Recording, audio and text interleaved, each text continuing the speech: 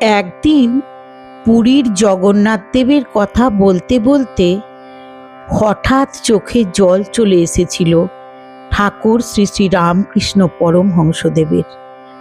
তিনি বলেছিলেন, জগন্নাথ কেবল কাঠের মূর্তি নন, তিনি জীবন্ত চৈতন্য। কিন্তু কেন তিনি এমন বলেছিলেন? কেন তিনি নিজে পুরী যেতে চাইলেন না? আর কেন তার শিষ্যদের বলেছিলেন, জগন্নাথকে দেখতে গেলে শুধু চোখ নিয়ে যেও না, হৃদয় নিয়ে যেও? আজ আমরা জানব সেই গভীর রহস্য, যা শুনলে জগন্নাথ দেবকে নতুনভাবে চিনবেন। এখন আসুন আমরা শেষ পর্যন্ত ভিডিওটি শুনতে থাকি।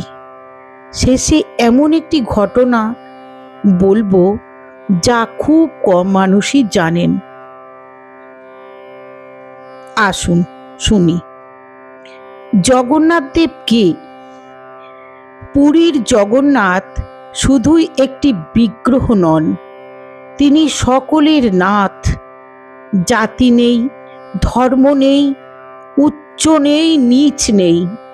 যে ভালোবাসে তিনি তার। এই কারণেই হাজার হাজার বছর ধরে কোটি কোটি মানুষ তার কাছে ছুটে যায়। ঠাকুর শ্রী শ্রী রামকৃষ্ণ পরমহংসদেবের ভক্তি ছিল অন্য রকমের।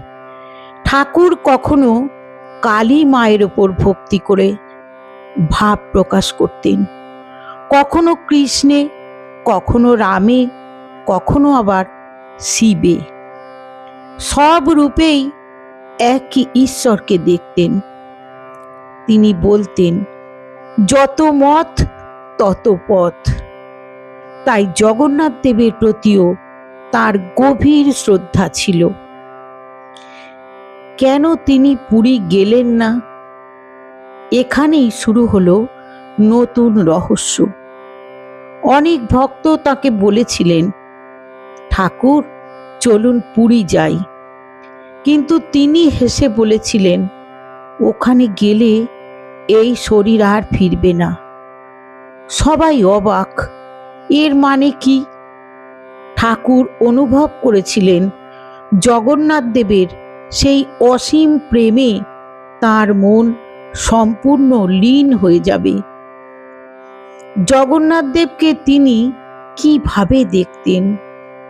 ঠাকুর বলতেন, ঈশ্বরকে শুধু পাথরে খুঁজলে হবে না, প্রেমের মধ্যে খুঁজতে হবে। যেখানে সত্যিকারের ভক্তি, সেখানেই জগন্নাথ। এক ভক্ত পুরী থেকে মহাপ্রসাদ নিয়ে এলেন। ঠাকুর সেই প্রসাদ হাতে নিয়েই গভীর ভাব সমাধিতে চলে গেলেন। তিনি বললেন, এ শুধু অন্ন নয়, এ প্রেম। ঘরে উপস্থিত সবাই স্তব্ধ হয়ে গেলেন। জগন্নাথ দেবের বড় চোখের রহস্য কি? কেন এত বড় চোখ? ঠাকুরের ভাষায়, ঈশ্বর সব সময় তার সন্তানদের দিকে তাকিয়ে আছেন।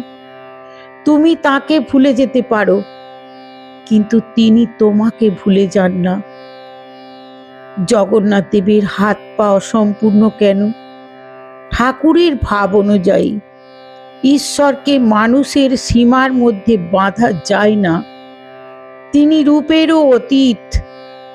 অসম্পূর্ণ রূপ আমাদের শেখায় পূর্ণতা বাহ্যিক নয়, অন্তরের প্রেমে। রথযাত্রার শিক্ষা, রথ শুধু কাঠের নয়, আমাদের শরীরও একটি রথ।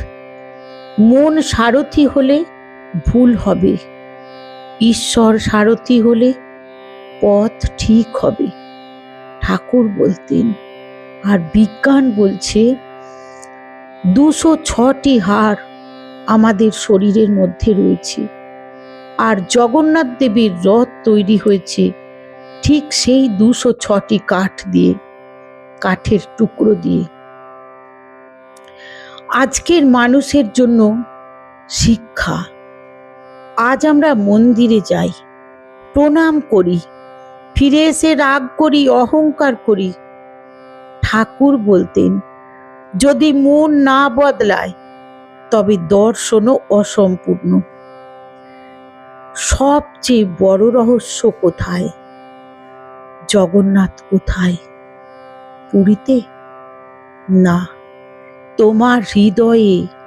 যেদিন হৃদয় প্রেমে ভরে যাবে, সেদিনই সত্যিকারের জগন্নাথ দর্শন হবে। আজ যদি এই ভিডিও আপনার হৃদয় ছুঁয়ে থাকে, তাহলে কমেন্টে লিখুন জয় জগন্নাথ। ভিডিওটি শেয়ার করুন, যাতে আরও মানুষ এই শিক্ষা জানতে পারেন। আর যদি এমন আধ্যাত্মিক গল্প ভালো লাগে, তাহলে আমাদের চ্যানেলটি সাবস্ক্রাইব করুন। পরের ভিডিওতে আমরা জানব রথযাত্রার সময় ঠাকুর রামকৃষ্ণের জীবনে ঘটে যাওয়া এক বিস্ময়কর ঘটনা। ততক্ষণ পর্যন্ত জয় ঠাকুর, জয় মা, জয় জগন্নাথ। আজ আসি, নমস্কার। সকলে ভালো থাকবেন। রথযাত্রার এক রাশ শুভেচ্ছা রইল।